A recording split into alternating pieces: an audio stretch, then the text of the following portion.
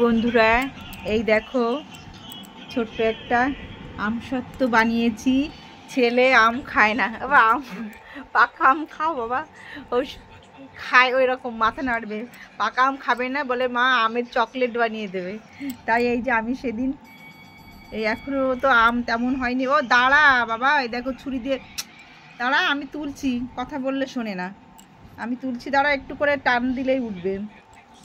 এবার সেদিন আমটা করে এই যে আমের দেখো এখনো নরম রয়েছে আমটা, এরকম করে আস্তে তুলতে হবে। ধর প্লেটটা ধর, পুরোটা নিচের থেকে পুরো উঠে গেছে। এই দেখো আমসত্ত্ব খাবার জন্য কি করছে। এই যে দাঁড়া, দাঁড়া না, দেবো তো, তোর জন্যই তো করেছি।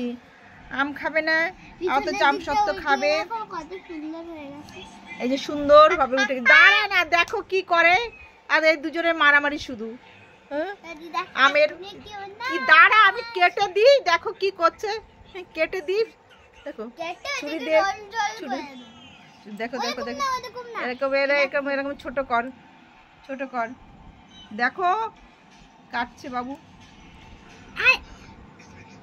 দেখো কি করছে। আমসত্ত্ব খাওয়ার জন্য কি, আম খাবে না কিন্তু আমসত্ত্বটা খুব পছন্দ করে।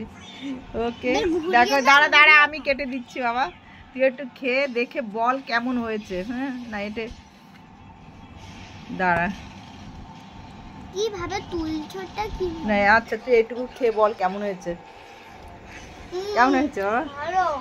ও ওকে বাই। এই যে মিমিও খাবে আমসত্ত্ব। ওকে।